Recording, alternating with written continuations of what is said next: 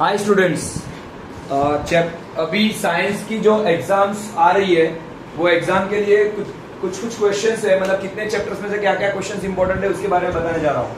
इतने क्वेश्चंस आपको करने ही करने हैं फॉर द एग्जामिनेशन, और ये क्वेश्चंस बोर्ड के लिए भी बहुत काम के हैं। जैसे कि फर्स्ट चैप्टर हम लोग बात करें, स्टैंडर्ड 10 की बात चल रही है, जीएससीबी की भी बात चल रही है, लेकिन फर्स्ट चैप्टर आपका chemical combination, chemical reaction and equations है। उसमें इतने क्वेश्चंस जो मैंने लिखे वो बहुत काम के सवाल है। जैसे कि एक क्वेश्चन है कॉम्बिनेशन रिएक्शन, यानी कि टाइप ऑफ केमिकल रिएक्शन। ठीक है, टाइप्स ऑफ केमिकल रिएक्शन कितनी थी? टोटल 5 थी, ऑलरेडी सबको पता है।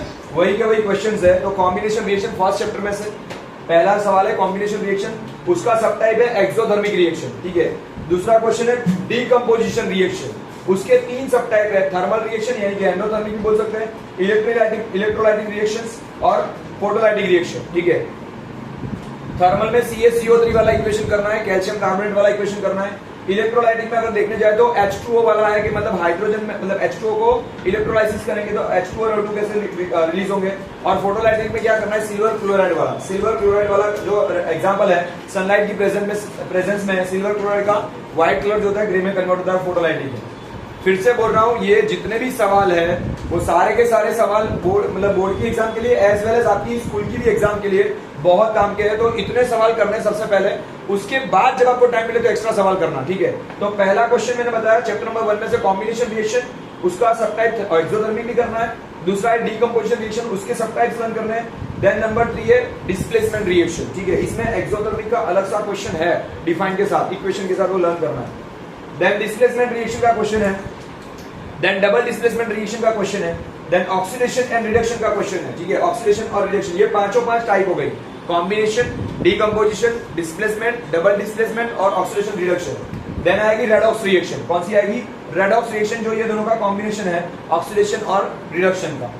देन आएगा रेस्पिरेशन, एक और क्वेश्चन है, ये 6 क्वेश्चन हो गए उसके सवाल। उसके अलावा respiration is an exothermic reaction, why, वो एक रीजन है, तो आपको ये लर्न करना है। आपको ये सब डाइजेस्ट में क्वेश्चन देखोगे, जो आपके पास रीडिंग मटेरियल उसमें से क्वेश्चन देखोगे तो मिल जाएंगे। ठीक है, then more question, white washing of the walls, तो किसके कौन सा सब्सटेंस ऐसा है, which substance is used for the white washing of the walls, तो CaOH ट्वाइस यानी कि स्लैक लाइम। ठीक है, या लाइम वाटर भी बोल सकते हैं, जो CO को पानी में, मतलब CO यानी चूने का पत्थर को पानी के साथ मिक्स करने से CaOH ट्वाइस बनता है, वो वाला क्वेश्चन। ठीक है, देन है कोरोजन, शॉर्ट नोट है कोरोजन पे। देन आएगी रेंसिडिटी। ठीक है, तो रेंसिडिटी यानी कि फूड का रेंसिड हो जाना, वो। उसके अलावा प्रिसिपिटेशन रिएक्शन, जो डबल डिस्प्लेसमेंट रिएक्शन का सब टाइप है, वो भी आपको लर्न करना है, इनसॉल्युबल प्रिसिपिटेट बनता है वो। देन बैलेंसिंग इक्वेशन सीखने हैं, जो एक्सरसाइज के अंदर आपकी जो एनसीईआरटी की टेक्स्ट बुक है उसके अंदर एक्सरसाइज है, उसके अंदर पहले वाले 3 MCQ है, इसके अलावा भी 5वां, 6वां, 7वां सवाल यानी 1 to 5 क्वेश्चन जो है 6 क्वेश्चन है, उसमें आपको बैलेंसिंग इक्वेशन के क्वेश्चन दिए वो आपको लर्न करने हैं। देन अब ये जितने भी लिखे वो 1 मार्क के क्वेश्चन, यानी यहाँ से बैलेंसिंग से लेके 11 तक जो क्वेश्चन थे वो बड़े क्वेश्चन थे, 2-2 मार्क के सवाल थे, एक 3 मार्क का क्वेश्चन भी है, और यहाँ से जो क्वेश्चन है सारे के सारे 1 मार्क के क्वेश्चन है। बैलेंसिंग इक्वेशन करना है। देन सब्सटेंस पूछा जाएगा X और Y, उसमें कुछ भी पूछ सकते हैं, जैसे कि कॉपर के बारे में क्वेश्चन हो सकता है या प्रिसिपिटेशन के बारे में क्वेश्चन हो सकता है, तो X और Y वाला ऐसा क्वेश्चन होगा, वो देख लेना। देन सीमेंट मैन्युफैक्चरिंग में कौन सा सब्सटेंस का यूज होता है, तो CaO यानी कैल्शियम ऑक्साइड। देन AgCl2 यानी कि सिल्वर क्लोराइड, जो मैंने बात की थी फोटो रिएक्शन में, फोटोलाइटिक में, तो क्या होता है, व्हाइट कलर का जो AgCl2 होता है वो किस में कन्वर्ट होता है? ग्रे में कन्वर्ट होता है, ये 1 मार्क का क्वेश्चन है।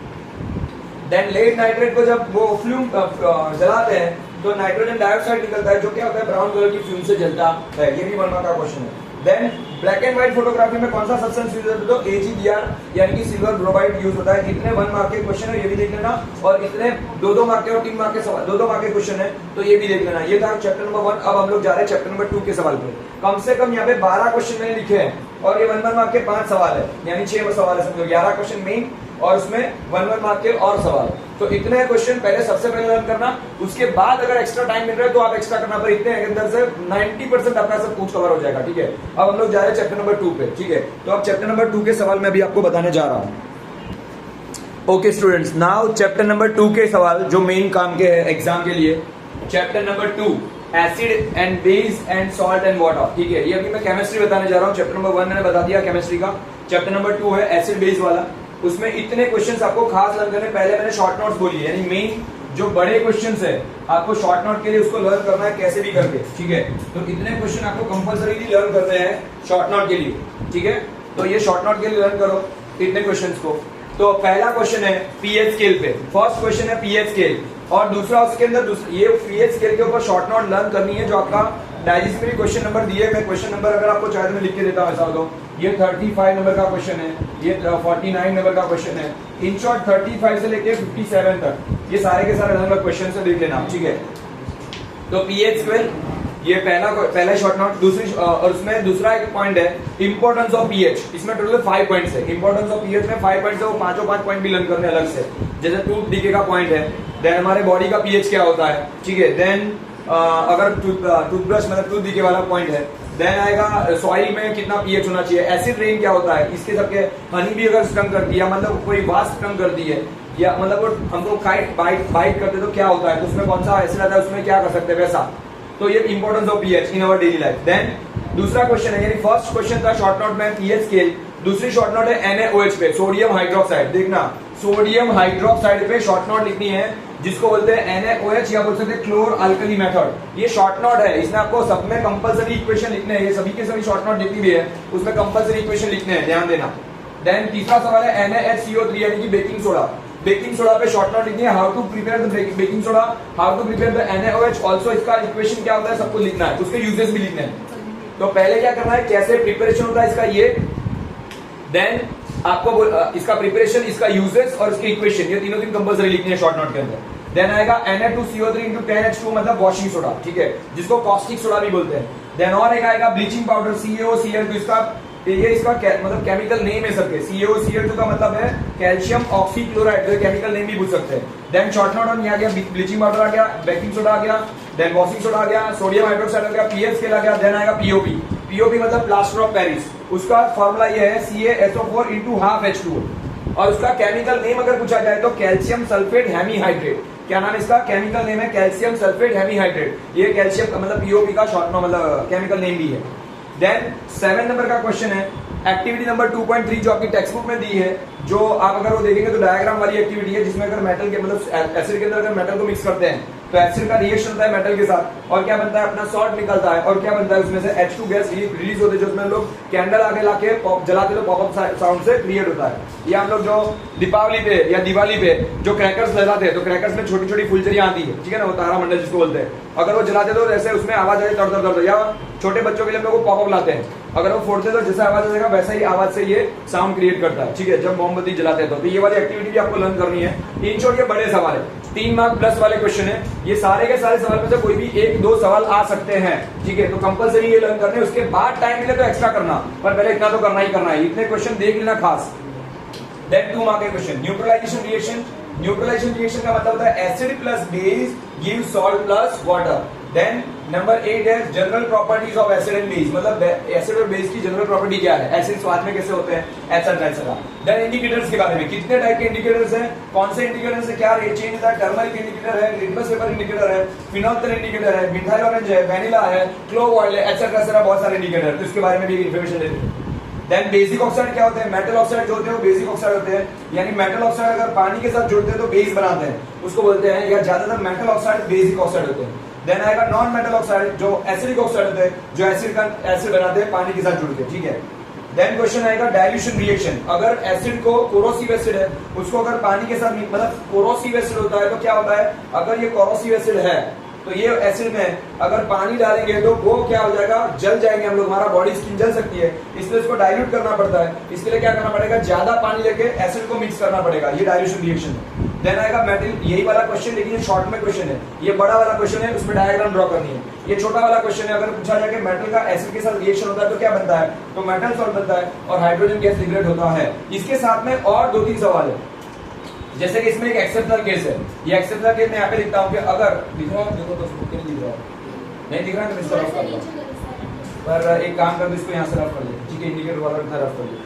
तो क्वेश्चन ये है, और भी क्वेश्चन है, इतने देख लेना, पहले दिख रहे सारे क्वेश्चन दिख रहे हैं अंदर, ओके, तो पहले इसको देख लेना, इतने क्वेश्चन लिख लेना, ऐसा होता, ठीक है।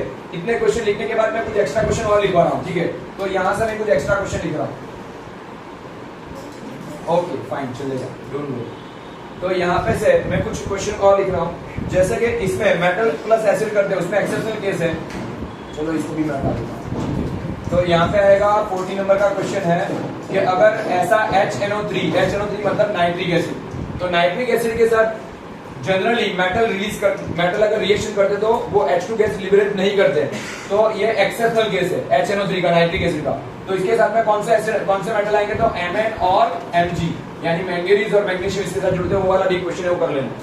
देन और एक सवाल है, जैसे कि कर्ड को या खट्टे पदार्थ को यानी पिकल को, ठीक है, क्या कर सकते हैं हम लोग, कॉपर जैसे यूटेंसिल के अंदर कॉपर या ब्रास या ब्रॉन्ज ऐसे मेटल के अंदर रख सकते हैं, नहीं है, इसका भी क्वेश्चन है, ठीक है, क्योंकि वो पॉइजन बन जाता है, टॉक्सिक सब्सटेंस बनाता है। क्योंकि मेटल आया और ये सब क्या हुआ, ये पिकल और कर्ड क्या होता है, लेमन, ये खट्टी चीजें हैं, तो वो क्या होगा, एसिड बन जाएगा। और ये दोनों मेटल जो है अगर एसिड के साथ रिएक्ट करेंगे तो क्या बनेगा, उसमें टॉक्सिक सब्सटेंस यानी कि इसका मेटल सॉल्ट बनेगा, जो हम लोग खा नहीं सकते, जहर बन जाएगा और हमको फूड पॉइजनिंग हो सकता है, इसलिए उसमें रखा हुआ खाना खाते नहीं है। देन और एक सवाल है, जैसे कि मतलब ऐसे 2-3 मार्क के काफी सारे क्वेश्चंस है, इतने क्वेश्चंस आपको कंपलसरी लर्न करने इस चैप्टर से। अगर कोई का सवाल रह जाता है, अगर छूट जाता है तो समझ लेना, पर इतने क्वेश्चन तो पहले लर्न करना ही करना, बराबर, जब फिर एक्स्ट्रा टाइम मिले तब जाके एक्स्ट्रा क्वेश्चन करना, बाकी इतने सवाल तो इनफ है, ठीक है। अगर कोई रह गया होगा तो हम लोग देख लेंगे, बट इतने क्वेश्चन आपको कंपलसरी करने हैं। Thank you. अब नेक्स्ट चैप्टर करते हैं। Okay students, now the chapter number 3 of the chemistry. इसमें से इंपॉर्टेंट क्वेश्चन जो सवाल काम के वो सारे के सारे सवाल देख लो। जैसे कि ऑलरेडी ये ऊपर वाले मैंने जितने भी क्वेश्चन लिखे हैं, ये 1 2 3, ये सारे के सारे क्वेश्चन ऑलरेडी चैप्टर नंबर 2 में आ चुके हैं। जैसे मेटल को अगर एसिड के साथ मिक्स करते हैं, तो मेटल अगर एसिड के साथ जुड़ता है तो मेटल सॉल्ट बनाता है और हाइड्रोजन गैस को लिबरेट करता है। इसमें एक्सेप्शनल केस भी मैंने बोला था लास्ट चैप्टर में, HNO3 वाला। तो वो सारे के सारे सवाल चैप्टर नंबर 2 में भी है, चैप्टर नंबर 3 में भी है, दोनों चैप्टर में ये सवाल है, तो इसलिए इसको अच्छी तरह से करना। और ये क्वेश्चन बहुत काम के, लेकिन 2 मार्क्स के क्वेश्चन है, ध्यान देना, सेक्शन बी के सवाल है। देन ये वाला सवाल भी आ गया ऑलरेडी चैप्टर नंबर 2 में, बेसिक ऑक्साइड क्या होते हैं, एसिडिक ऑक्साइड क्या होते हैं, नॉन मेटल ऑक्साइड क्या होते हैं, वो भी आ गया, ठीक है।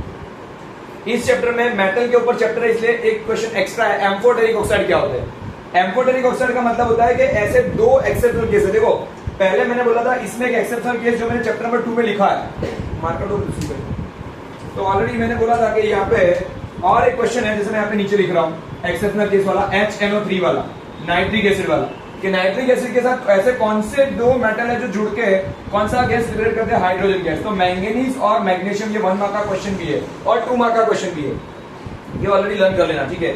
मैंने बताया था कि मेटल यानी मेटल में कोई भी मेटल, मान लो कि हम लोग लिखते हैं यहाँ पे Zn, जिंक मेटल है, अगर इसको मैं HCl के अंदर मिक्स करता हूँ तो क्या बनेगा, HCl मतलब हाइड्रोक्लोरिक एसिड है, तो मेटल अगर एसिड के साथ जुड़ेगा तो क्या बनेगा, अपना सॉल्ट बनाएगा, तो ZnCl2 यानी कि जिंक क्लोराइड बन गया, और साथ में क्या करेगा, हाइड्रोजन गैस को लिबरेट करेगा। लेकिन ये जिंक क्लोराइड खाया जाता नहीं है, सिर्फ एक ही सोडियम क्लोराइड है, मतलब एक ही मेटल सॉल्ट है जो सोडियम क्लोराइड यानी कि नमक, जो हमारा देश का नमक जो हम लोग खाते हैं, तो वही हम लोग खाने में यूज करते हैं। बाकी जितने भी मेटल सॉल्ट है उसमें से काफी सारे टॉक्सिक भी है, तो वो खाए जाते नहीं है।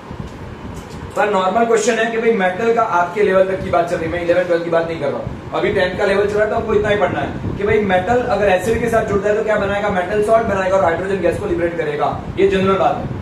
पर इसमें एक्सेप्शनल कैसा है कि HNO3 एक एसिड है जिसका नाम है नाइट्रिक एसिड, एक और भी एसिड है H2SO4 यानी सल्फ्यूरिक एसिड है, तो इसमें चेंज कर सकते हैं आप, मेटल का नाम चेंज करके सल्फ्यूरिक एसिड डाल सकते हो, ठीक है, वो बात नहीं है। मतलब ऑलरेडी मैंने क्वेश्चन बोले कि अभी इसमें एक एक्सेप्शनल केस वाला क्वेश्चन है कि मैंगनीज और मैग्नीशियम ये दोनों मेटल एसिड है, ऐसे है कि जो नाइट्रिक एसिड के साथ रिएक्शन करते हैं और क्या बनाते हैं, हाइड्रोजन गैस को लिबरेट करते हैं। ये बाकी सारे मेटल जो है जो रिएक्टिविटी सीरीज में आते हैं वो इसमें आते नहीं है, मतलब इसके साथ जुड़ेंगे नहीं नाइट्रिक एसिड के साथ। देन एम्फोटेरिक ऑक्साइड किसको बोलते हैं, बेसिक ऑक्साइड और एसिडिक ऑक्साइड। आपको पता है कि मेटल ऑक्साइड जब पानी के साथ रिएक्ट करता है तो बेस बनाता है, वैसे ही अगर नॉन मेटल ऑक्साइड होता है अगर पानी के साथ रिएक्ट करते हैं तो एसिडिक ऑक्साइड एसिड बनाते हैं, उसको एसिडिक ऑक्साइड बोलते हैं। ये सेकंड चैप्टर में ऑलरेडी पढ़ लिया, यानी ये तीन सवाल सेकंड चैप्टर में भी आ गए।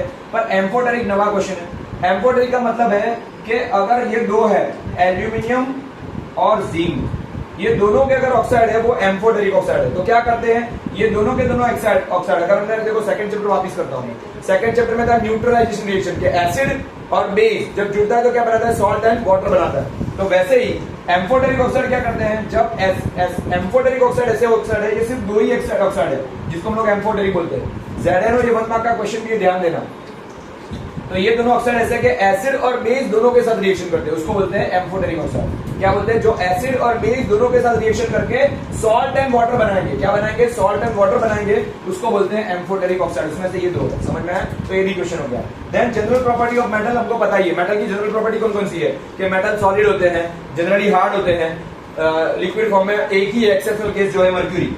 मर्क्यूरी इज ओनली मेटल जो क्या होता है कि लिक्विड स्टेट में रूम टेम्परेचर में पाया जाता है। ये सिर्फ मेटल टोटल बहुत सारे, टोटल 90 मेटल्स है, क्योंकि टोटल एलिमेंट्स कितने हैं? 118, उसमें से 90 आर द मेटल्स। तो उसमें से जितने भी 89 मेटल्स बोल सकते हैं कि ज्यादातर कैसे होते हैं? सॉलिड फॉर्म में होते हैं। सिर्फ मर्क्यूरी जो है वो लिक्विड फॉर्म में होता है रूम टेम्परेचर में, ठीक है। तो जनरल प्रॉपर्टी ऑफ मेटल लिखनी है, जैसे कि मैलिएबल होते हैं। मैलिएबल का मतलब हैमरिंग करोगे तो शीट बनेगी। जैसे कि सबसे बेस्ट एग्जांपल है, हम लोग जब वड़ा पाव या दाबेली या कुछ भी, मतलब मान लो कि अगर हम लोग कोई फास्ट फूड ऑर्डर करते हैं और वो पार्सल मंगवाते हैं, तो पार्सल किसमें होता है?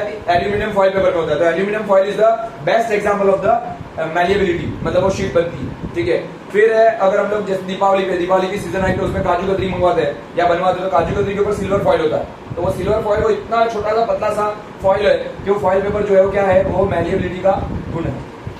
तो मेटल की प्रॉपर्टी में क्या था? मैलिएबल होते हैं, डक्टाइल होते हैं, मतलब उसमें से 3 पतले वायर बनते हैं। जैसे हम लोग हैंड्स फ्री बनाते हैं, तो हैंड्स फ्री में क्या होता है कि वायर होते हैं, वो बहुत पतला सा कॉपर का वायर होता है, ठीक है।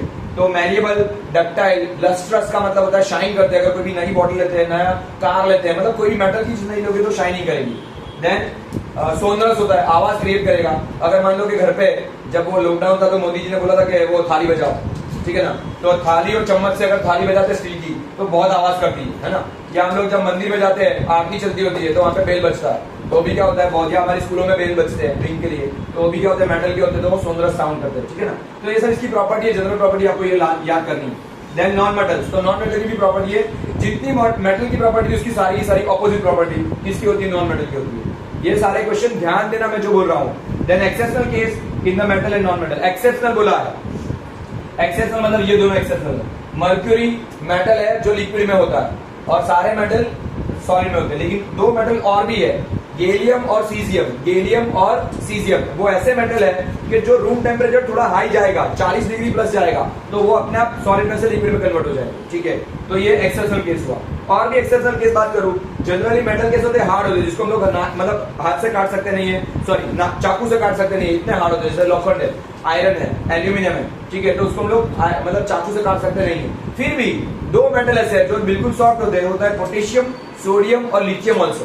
पर पोटेशियम और सोडियम ऐसे हाईली रिएक्टिव है कि भले चाकू से कटते दिखते सॉफ्ट है, लेकिन वो अगर पानी में डालोगे, हवा में रखोगे तो ब्लास्ट करेंगे। यानी कि जैसे देखो सोडियम को पानी में डालोगे तो ब्लास्ट करेगा। मैं पोटेशियम का एग्जांपल दूं तो दिवाली में जितने भी हम लोग क्रैकर्स फोड़ते हैं, जो फटाके जलाते हैं, वो फटाकों के अंदर जो गन पाउडर होता है उसके अंदर पोटेशियम नाइट्रेट भरा होता है, इसलिए फटाके फूटते हैं, ठीक है। तो वो बात इसमें आएगी। ये हो गया exceptional case. Then reactivity series of the metal, और इसमें भी नॉन मेटल में भी एक्सेप्शनल केस है। जैसे ब्रोमाइन, तो bromine is the only non metal जो लिक्विड स्टेट में होता है। ब्रोमाइन, मेरा भाई, ब्रो मतलब भाई और माइन मतलब मेरा, तो ब्रोमाइन। तो bromine is the only non metal जो लिक्विड स्टेट में होता है, ठीक है। तो अगर क्वेश्चन पूछा जाए blank is the non metal, तो मर्क्यूरी लिख के मत आना। क्या लिखना है आपको? ब्रोमीन लिखना है अगर नॉन मेटल पूछा जाए तो, और मेटल पूछा जाए तो मर्क्यूरी लिखना, ठीक है। समझ में आया पवार तुझे भाई? क्या बोला मैंने ऐसा बोला कि मर्क्यूरी मेटल में लिक्विड फॉर्म में होता है, सॉफ्ट नहीं होता है। तो बाहर ध्यान मत दे, यहाँ पे ध्यान दे। और नॉन मेटल में क्या होता है? ब्रोमीन जो है वो नॉन मेटल है, ब्रोमाइन, ठीक है ना, वो नॉन मेटल में लिक्विड फॉर्म में होता है, ठीक है। इसमें भी एक्सेप्शनल केस है। ग्रेफाइट करके एक ऐसा नॉन मेटल है जो कैसा होता है? इलेक्ट्रिसिटी को पास करता है, गुड कंडक्टर है।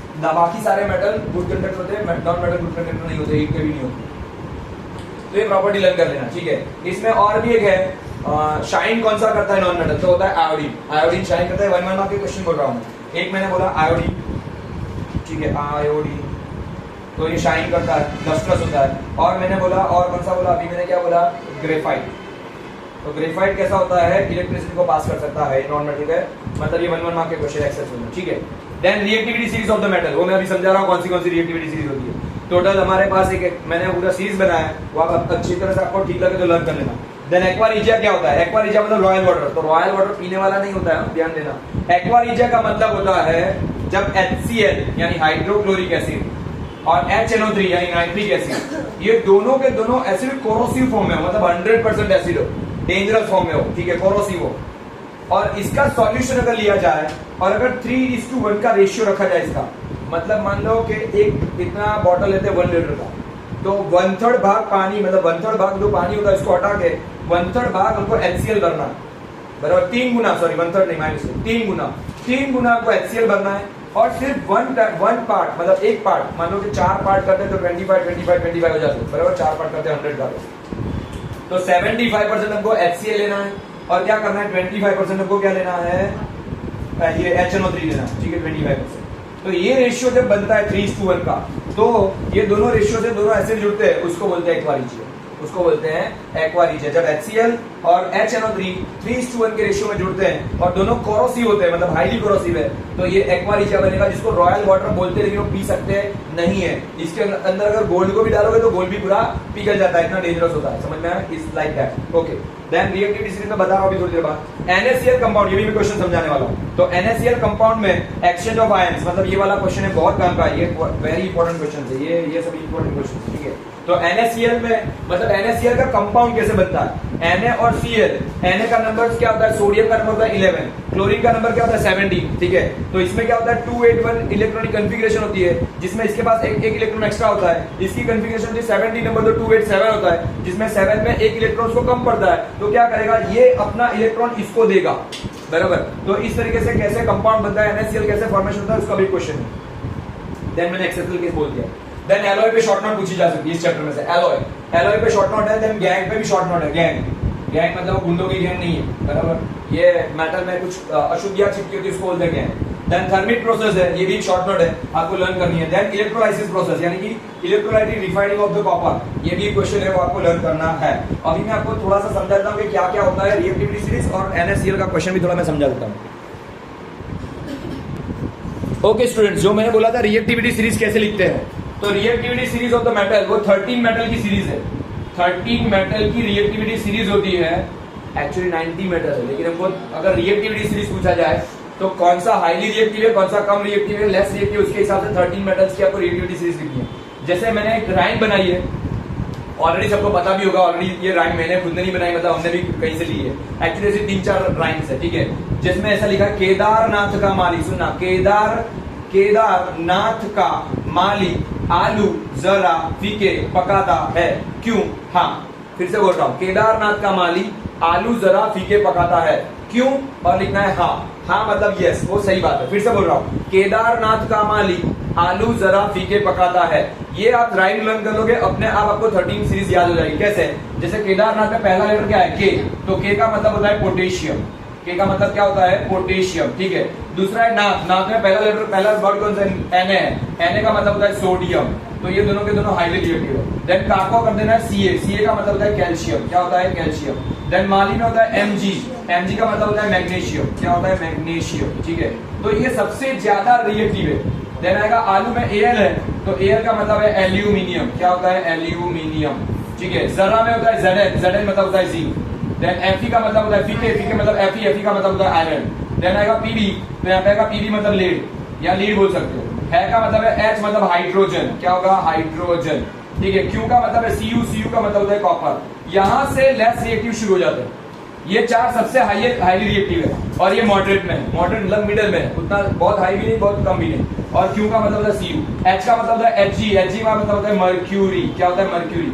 A का मतलब होता है Ag मतलब होता है सिल्वर, क्या होता है, सिल्वर। और Au का मतलब होता है गोल्ड। तो ये इस तरीके से आपको रिएक्टिविटी सीरीज देंगे, 3 मार्क का सवाल है, ध्यान देना, 2 to 3 मार्क में क्वेश्चन पूछा जाता है। फिर से बोल रहा हूँ, केदारनाथ का माली आलू जरा फीके पकाता है, क्यों? हाँ। और K for potassium, Na for sodium, Ca for calcium, Mg for magnesium, Al for aluminium, Zn for zinc, Fe for iron, Pk मतलब Pb मतलब लीड, और H मतलब हाइड्रोजन, Q का मतलब होता है Cu मतलब कॉपर, H मतलब मर्क्यूरी, Ag मतलब सिल्वर, और Au मतलब गोल्ड। तो इस तरीके से आपको रिएक्टिविटी सीरीज और ऐसे एरो बना देना है। तो ऊपर वाले highly reactive, than less moderate, और सबसे लेस रिएक्टिव होते हैं, ठीक है। और एक सवाल मैंने अभी बोला था, वो जैसे कि मैंने बोला था कि NaCl का कंपाउंड आयनिक बॉन्ड से कैसे बनता है, ठीक है, आयनिक बॉन्ड आया आयन को एक्सचेंज करके कैसे बनता है। जैसे कि मैं बात करूं कि सोडियम Na, सोडियम का नंबर क्या होता है 11, तो उसमें कॉन्फ़िगरेशन में आते हैं 281। कैसे? अगर मैं इसका न्यूक्लियस ड्रॉ करूं तो एटम के अंदर ये पहले शेल में 2 इलेक्ट्रॉन, ये रूल है बराबर, और इसमें क्या आएंगे 8 इलेक्ट्रॉन दूसरे शेल में, तो 1 2 3 4 5 6 7 8, और तीसरे शेल में क्या आएगा, एक के लिए एक सेल पूरा बन रहा है। तो कॉन्फ़िगरेशन बनी पहले शेल में 2 इलेक्ट्रॉन, दूसरे में 8, तीसरे में बनेगी 1। अब मान लो कि मैं Cl की बात कर रहा हूँ, तो Cl में कौन सा नंबर है, 17 होता है, उसमें क्या होता है 287, तो इसमें क्या हो जाएगा, पहले शेल में 2 इलेक्ट्रॉन, दूसरे शेल में कितने आएंगे 8 इलेक्ट्रॉन, तो 1 2 3 4, फिर से मैं ड्रॉ कर रहा हूँ थोड़ा ठीक से, तो यहाँ पे पहले शेल में 2 इलेक्ट्रॉन आएंगे 1 2, दूसरे शेल में आएंगे 1 2 3 4 5 6 7 8, और तीसरे शेल में क्या आएंगे और 7 इलेक्ट्रॉन आएंगे, तो 1 2 3 4 5 6 7, एक इलेक्ट्रॉन कम पड़ता है, ठीक है। तो इसकी कॉन्फ़िगरेशन होती है 287। अब क्या होगा, देखो इसमें क्या करना पड़ता है, स्टेबिलिटी लानी पड़ती है। क्या होता है, कोई भी मेटल को, कोई भी एलिमेंट को स्टेबल होना पसंद होता है, तो ये कब कंपाउंड बनते हैं, जब वो दोनों के दोनों अपने अपनी वैलेंसी को ट्रांसफर करते हैं, इलेक्ट्रॉन को ट्रांसफर करते हैं। इसका मतलब है इसके पास एक इलेक्ट्रॉन है और इसके एक्स्ट्रा इलेक्ट्रॉन तो है ही, ये दोनों तो स्टेबल है, तो ये स्टेबिलिटी बन गई, लेकिन यहाँ पे एक इलेक्ट्रॉन एक्स्ट्रा है, और यहाँ पे क्या हो रहा है, स्टेबिलिटी के लिए ऐड करने कंपलसरी है, वो रूल है मैथ्स का, कि नील्स बोर ने जो फॉर्मूला दिया था 2n² का, उसके ऊपर है, ठीक है। मैं भी पूरा फुल बताने नहीं जा रहा, मैं शॉर्ट में समझा देता हूँ आपको, ठीक है। तो यहाँ पे अगर 1 रखोगे तो 1 का स्क्वायर क्या होता है 2, 1 का स्क्वायर 2 1 2, इसलिए पहले शेल में 2 इलेक्ट्रॉन। अगर मैं यहाँ पे 2 रखूंगा तो 2 का स्क्वायर दिव्या यहाँ पे ध्यान देना, तो 2 का स्क्वायर 4 होता है, 4 2 8, इसलिए 8 इलेक्ट्रॉन होते हैं, समझ में आया? इस तरीके से आपकी सीरीज बनती है। अब यहाँ पे एक इलेक्ट्रॉन इसके पास एक्स्ट्रा है, इसको एक इलेक्ट्रॉन कम है, तो क्या करेगा, ये अपना एक इलेक्ट्रॉन इसको दे देगा, तो ये भी बन जाएगा 2 8, और यहाँ पे भी हो जाएगा 2 8, दोनों के दोनों कैसे हो जाएंगे, स्टेबल, इसलिए ये बन जाएगा NaCl, ऐसे फॉर्मेशन होता है। इस तरीके से ये कंपाउंड का एक्सचेंज करते हैं। तो क्या किया Na ने, क्या किया, Na के पास कितने इलेक्ट्रॉन थे, पहले 2 8 1 थे, उसने क्या किया, अपना इलेक्ट्रॉन किसको दिया, किसी और को दिया, और वो क्या बन जाएगा, Na मतलब पॉजिटिव बन जाएगा, ठीक है। इस तरीके से होता है, मतलब वो अपना इलेक्ट्रॉन वो अपना इलेक्ट्रॉन डोनेट करता है, तो ऐसा बन जाएगा यहाँ पे Na पॉजिटिव, और ये बन जाएगा इलेक्ट्रॉन नेगेटिव वाला, तो ये बन जाएगा 2 8, और ये बन जाएगा 1 एक्स्ट्रा, और ये 1 एक्स्ट्रा कौन लेगा, Cl गेन करेगा, तो यहाँ पे बन जाएगा Cl नेगेटिव प्लस इलेक्ट्रॉन, तो ये बन जाएगा Cl, मतलब ऐसा होता है। ये था 287, ये 1 इलेक्ट्रॉन को गेन किया तो Cl नेगेटिव बन गया, ये बन जाएगा 288। इस तरीके से पूरा आपको लर्न करना होता है। तो इसके पास एक इलेक्ट्रॉन एक्स्ट्रा था, वो इसने Cl को दे दिया, Cl को एक इलेक्ट्रॉन चाहिए था, उसने इससे गेन कर लिया, तो ये क्या बन गया, इसलिए पॉजिटिव वाले मेटल होते हैं, नेगेटिव वाले नॉन मेटल होते हैं, और ये दोनों जुड़ के क्या बनता है, आयनिक कंपाउंड्स बनाते हैं। इसको बोलते हैं NaCl का आयनिक कंपाउंड बॉन्ड, ठीक है। तो इस तरीके से भी क्वेश्चंस आपको पूछे जाते हैं, पर इतने क्वेश्चन जो मैंने बोले उसको आपको कंपल्सरीली लर्न करने हैं, और उसमें से ही ज्यादातर पूछा जाएगा। हाँ, एक्स्ट्रा क्वेश्चन कर सकते हैं, पर इतने क्वेश्चन पहले जरूर से करना, ठीक है। देन अभी हम लोग जा रहे हैं बायोलॉजी पे। नाउ मैं जल्दी से फटाफट शॉर्ट में खत्म कर रहा हूँ, 27 मिनट्स ऑलरेडी हो चुकी है। तो बायोलॉजी के क्वेश्चन शुरू कर रहे हैं, चैप्टर नंबर 5, उसके मेन 4 क्वेश्चन जो 4 मार्क्स के सेक्शन डी के सवाल है, जो डायग्राम के साथ कंपलसरी आते हैं, ठीक है। तो ह्यूमन डाइजेस्टिव सिस्टम, देखो ये पूरा क्वेश्चन शायद ना भी पूछा जाए क्योंकि बहुत बड़ा है, 2 पेज 2.5 पेज का आंसर है, साथ में डायग्राम भी ड्रॉ करनी है, तो इसको पार्टीशन भी करके 2 मार्क के क्वेश्चन भी पूछ सकते हैं, अंडरस्टूड। या फिर ऐसा भी हो सकता है कि आपको सेक्शन डी में पूछा जाए तो 2 कोई भी पार्ट्स के बारे में आपको लिखने का पूछे, यानी 2 मार्क्स में आपको पूछा जाए। समझ में आ रहा है क्या बोल रहा हूँ, 2 मार्क्स में पूछ सकते हैं या पूरा का पूरा क्वेश्चन भी पूछ सकते हैं, दोनों पॉसिबिलिटी है, पर ये बड़े सवाल है, तो ये खास लर्न करने इस चैप्टर में से, और ये स्कोरिंग चैप्टर है, समझ लेना, बोरिंग नहीं बोल रहा हूँ, स्कोरिंग बोल रहा हूँ, ठीक है। तो ह्यूमन डाइजेस्टिव सिस्टम करना है, उसमें भी डायग्राम करना है, जिसको एलिमेंट्री कैनाल भी बोलते हैं। देन ह्यूमन रेस्पिरेशन करना है, इसमें भी डायग्राम आएगी, respiratory system. Then human heart की भी डायग्राम लर्न करनी है, ये वाली डायग्राम नहीं ड्रॉ करनी है, ठीक है ना। ह्यूमन हार्ट में ये वाला हार्ट नहीं चलेगा, धक-धक करने वाला नहीं है, ठीक है ना, वो धक-धक करने वाला है, वो वाला हार्ट नहीं है, ठीक है ना। देन एक्सक्रीशन मतलब 2 किडनी ड्रॉ करनी है, किडनी वाला। देन नेफ्रॉन सिस्टम, ठीक है, नेफ्रॉन सिस्टम वाला भी क्वेश्चन है, नेफ्रॉन होता है एक्सक्रीशन के अंदर, ठीक है। तो नेफ्रॉन के बाद अभी मैं कुछ एक्सप्लेन नहीं कर रहा हूं, मैं सिर्फ क्वेश्चन बता रहा हूं, ठीक है। आपको कितने कितने क्वेश्चन इंपॉर्टेंट है, इतने क्वेश्चन आपको कंपलसरी लर्न करने हैं। वापस बोल रहा हूं, digestion, respiration, human heart, excretion, nephron, ठीक है, ये बड़े सवाल है। देन लिम्फ करके भी क्वेश्चन है, लिम्फेटिक हमारे बॉडी में एक सिस्टम होती है।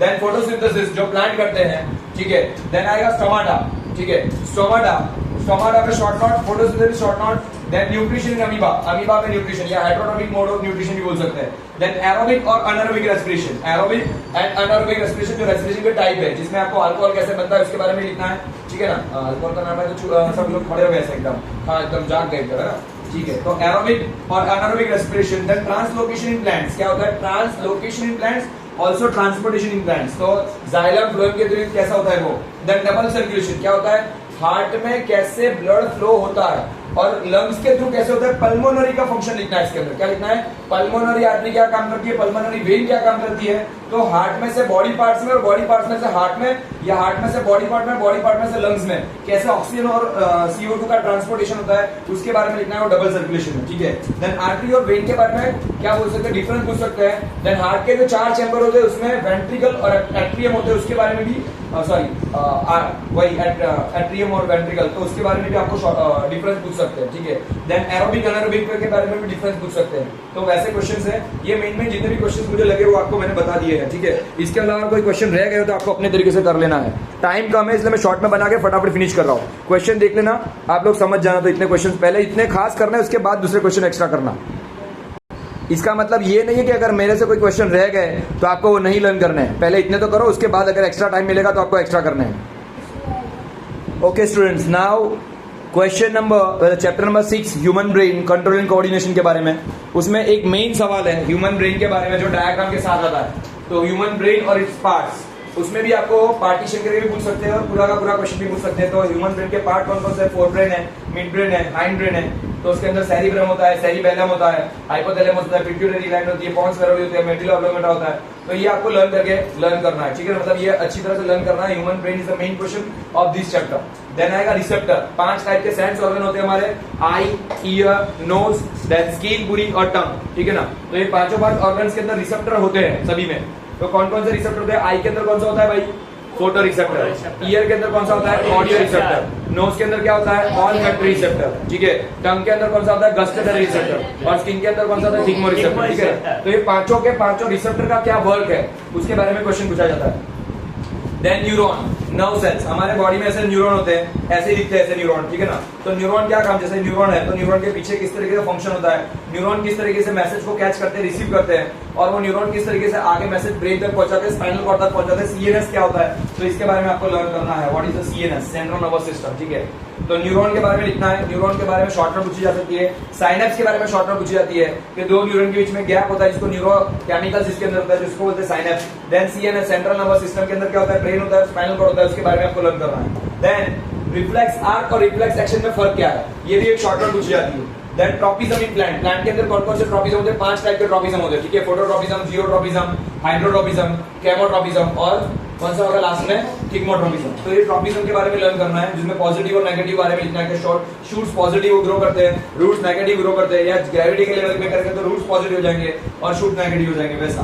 देन हार्मोन्स इन प्लांट, तो इसमें 5 हार्मोन होते हैं, auxin, gibberellin, then cytokinin, ethylene और एब्सिसिक एसिड, ठीक है ना। तो ये सब जो भी हार्मोन्स है तो हार्मोन्स के बारे में लिखना है। देन हार्मोन्स इन ह्यूमन, हमारे अंदर भी हार्मोन्स होते हैं। पिट्यूटरी ग्लैंड में ग्रोथ हार्मोन होते हैं, यहाँ पे थायराइड ग्लैंड होती है, उसमें थायरॉक्सिन हार्मोन होता है। देन पैंक्रियास जो होता है इंसुलिन हार्मोन रिलीज करता है। देन मेल के अंदर यानी बॉय के अंदर टेस्टोस्टेरोन होता है जो टेस्टिस के अंदर से रिलीज होता है, जो स्पर्म रिलीज करता है। वैसे ही फीमेल के अंदर, गर्ल्स के अंदर ओवरी होती है, तो ओवरी में से क्या होता है, एस्ट्रोजन या प्रोजेस्टेरोन रिलीज होता है, जिसकी वजह से उनके एग्स बनते हैं, और उसमें से क्या होता है, वो मैटरनिटी मतलब होता है ना, वो एमसी मतलब मेंस्ट्रुएशन साइकिल आती है।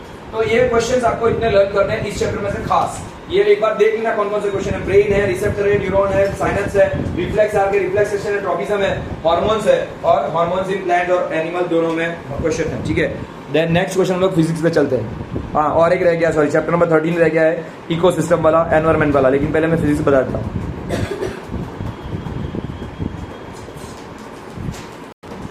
नाउ चैप्टर नंबर 13 पहले बता देता हूँ। चैप्टर नंबर 13 है एनवायरमेंट के बारे में, उसमें इतने क्वेश्चंस है। एनवायरमेंट का पहला question, what is an environment, और उसके बारे में short note. Then what is ecosystem, ecosystem क्या होती है, 2 टाइप की इकोसिस्टम होती है, उसके बारे में short note. Then food chain क्या होती है, फूड वेब क्या होती है, ट्रॉफिक लेवल क्या होता है। देखने जाए ना तो ये चारों के चारों सवाल में से कोई एक सवाल 100% बोर्ड में आता है, और देखने जाओ तो अगर आप रीड करोगे तो चारों के चारों आंसर घुमा फिरा के एक जैसे ही है।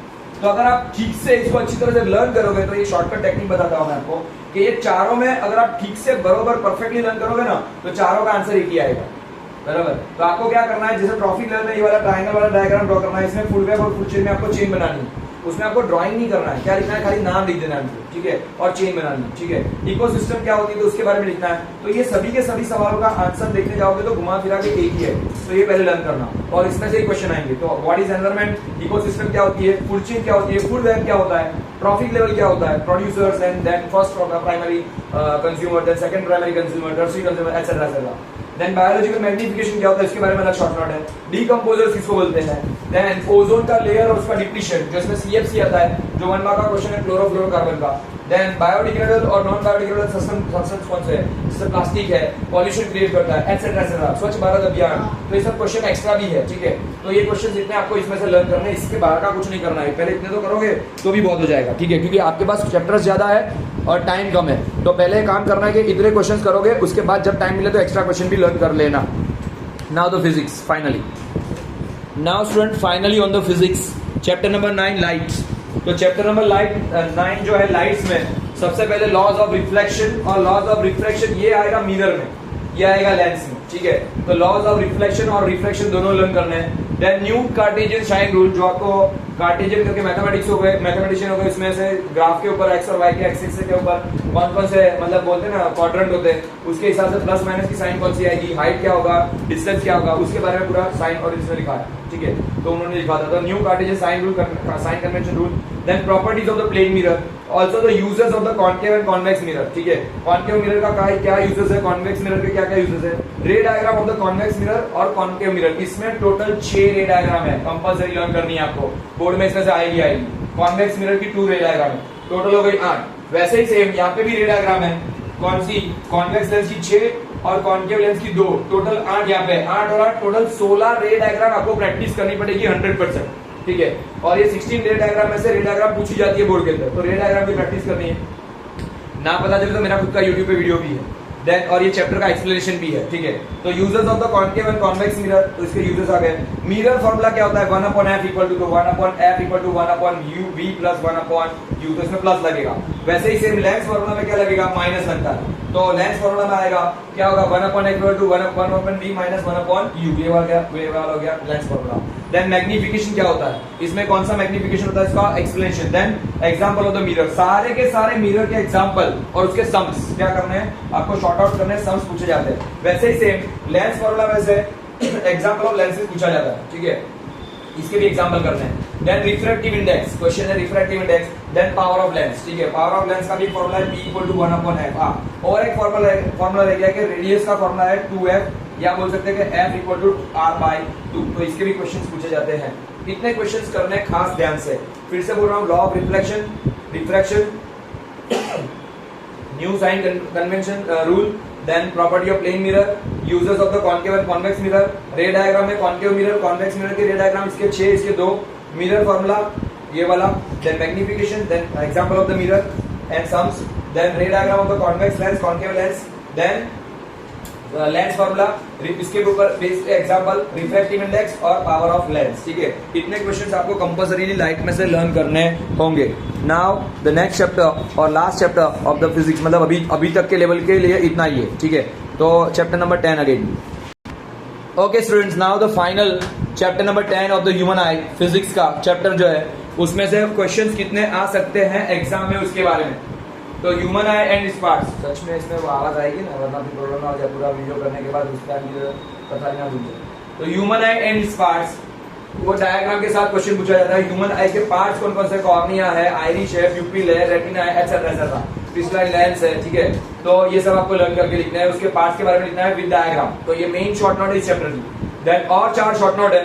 पहली है मायोपिया, जो नजदीक का दूर का दिखता नहीं है, मतलब जो छोटे बच्चों में, मतलब 25 के बिलो में जो स्टूडेंट में होता है, दूर का दिखता नहीं है, कॉन्केव लेंस के चश्मे पहनते हैं वो, तो मायोपिया डिफेक्ट है, फार साइटेडनेस। देन आएगा हाइपरमेट्रोपिया, नियर साइटेडनेस, मतलब नजदीक का दिखता नहीं, जैसे मैं हूं 43 का, तो 43 की एज में, मतलब 42 के बाद में क्या होता है, नजदीक में पढ़ने में दिक्कत आती है, ब्लर दिखता है, तो उसके लिए कौन से कॉन्वेक्स लेंस के चश्मे पहनने पड़ते हैं, तो नियर साइटेडनेस, सॉरी हाँ, तो इसको बोलेंगे नियर साइटेड, एक्चुअली इसमें गलत लिख दिया मैंने, इसको बोलते हैं नियर साइटेडनेस, मेरी गलती हुई है, और इसको बोलते हैं फार साइटेडनेस, मतलब नजदीक का नहीं दिखता है तो उसको बोलते हैं फार साइटेडनेस, और दूर का नहीं दिखता है उसको बोलते हैं नियर साइटेडनेस। तो मायोपिया नियर है, हाइपरमेट्रोपिया फार है, प्रेस मायोपिया है आफ्टर द एज ऑफ 55 या 60, जिसमें दोनों खामियां होती हैं, दूर का भी दिखता है, ब्लर दिखता है, और नजदीक का भी ब्लर दिखता है, तो उसमें क्या होता है, बाइफोकल लेंस के चश्मे पहनने पड़ते हैं, 1 मार्क का क्वेश्चन। तो यहाँ पे आएगा बाइफोकल लेंस के चश्मे पहनने पड़ते हैं, दोनों चश्मे आते हैं कंबाइन, ठीक है। ऐसे चश्मे होते हैं, तारक मेहता का उल्टा चश्मा जैसे, और इसमें चश्मे ऐसे पहनते हैं जिसमें यहाँ पे बीच में कर्व होता है, क्या होता है यहाँ पे बीच में कर्व होता है, मतलब नीचे कॉन्वेक्स होता है और ऊपर कॉन्केव होता है, वैसा, ठीक है। देन प्रिज्म ग्लास प्रिज्म के बारे में जो व्हाइट लाइट डिस्पर्शन करते हैं तो उसमें से विक्योर बनता है, रेनबो बनता है, ठीक है। तो रेनबो बनता है उसके बारे में है। हाँ, एक और क्वेश्चन आ गया, रह गया, नेचुरल स्पेक्ट्रम के बारे में।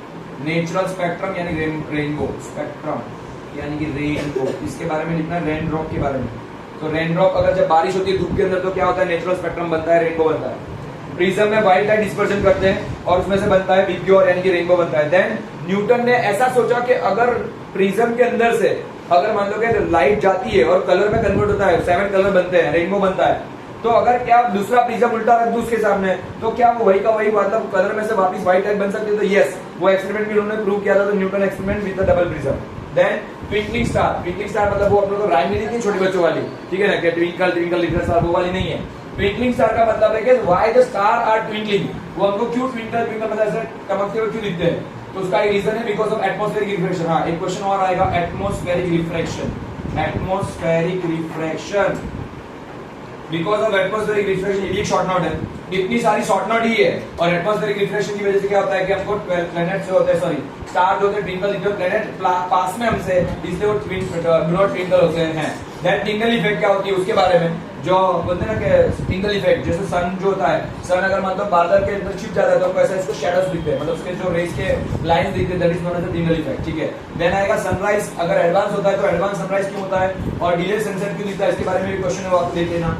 देन व्हाई द स्काई हमको दोपहर में यानी दिन के टाइम में ब्लू दिखता है और सनसेट और सनराइज के टाइम में क्यों रेडिश दिखता है या ऑरेंज दिखता है, उसके बारे में क्वेश्चन है। देन शॉर्ट नोट होता है नेचुरल स्पेक्ट्रम मतलब रेनबो के बारे में, जो धूप में अगर बारिश होती है तो रेनबो में क्यों शॉर्ट नोट मतलब क्यों रेनबो दिखता है या स्पेक्ट्रम में, मतलब वो ये प्रिज्म वाला क्वेश्चन का वही रिवीजन है। देन एटमॉस्फेरिक रिफ्रैक्शन में क्या होता है, तो कैसे सन में से आने वाली रे अगर हमारी धरती पे हमारी अर्थ पे आती है तो हमारे एटमॉस्फेयर के 7 लेयर होते हैं, उसमें स्ट्रेटोस्फीयर में जब एंटर करती है तो वो बैंडिंग कैसा होता है, ठीक है, वो रे बैंड होती है, तो इसकी वजह से क्या होता है, रे का रिफ्रैक्शन होता है, इसलिए वो एटमॉस्फेरिक रिफ्रैक्शन बोलते हैं। तो ये इतने सवाल आपको चैप्टर नंबर 10 ह्यूमन आई में से करने, एक बार देख लेना और इतने सवाल कंपल्सरी लर्न करना, इतने करोगे तो भी थक जाओगे आप लोग, ठीक है ना। मैंने इतने सवाल तो दिए, हर एक चैप्टर में से मैंने कम से कम 10 से 12 सवाल दिए, अगर 12 क्वेश्चन भी गिनोगे तो 12 मल्टीप्लाई बाय 7 चैप्टर्स, ठीक है ना, नहीं 8 चैप्टर के दिए मैंने, तो 12 मल्टीप्लाई बाय 8 या 10 मल्टीप्लाई बाय 8 करोगे तो भी 80 क्वेश्चन हो जाएंगे, 80 क्वेश्चन, इट्स ट्रू इनफ। और इतना अगर अच्छी तरह से लर्न करोगे तो भी आपके 70+ मार्क्स तो आ ही जाएंगे और इसके बाहर का कुछ भी नहीं आएगा। और सुनो, अगर ये बड़े क्वेश्चन ठीक से लर्न करोगे तो अपने आप इसमें से छोटे क्वेश्चन 1 मार्क के सेक्शन ए के सवाल अपने आप आ जाएंगे, ठीक है। तो इसको अच्छी तरह से लर्न करना और जब आपके पास एक्स्ट्रा टाइम हो तो एक्स्ट्रा क्वेश्चन कर लेना, मैं क्या मना कर रहा हूँ, ठीक है ना। थैंक यू सो मच ये मुझे सुनने के लिए। 42 मिनट्स 43 मिनट्स का वीडियो हो गया है, तो इतने क्वेश्चंस आपको बोर्ड के लिए भी बहुत काम के, सारी की सारी एग्जाम के लिए वेरी वेरी वेरी IMP है और इसमें से 90% क्वेश्चंस आपको पूछे ही जाएंगे, ये मेरी गारंटी तो नहीं बोल सकता लेकिन हाँ गारंटी ऐसा मान के चलना, ठीक है ना। अगर ना आए तो मेरे को पकड़ने मत आना, ठीक है, okay, don't worry, but best of luck for your examinations all and thank you so much, thank you।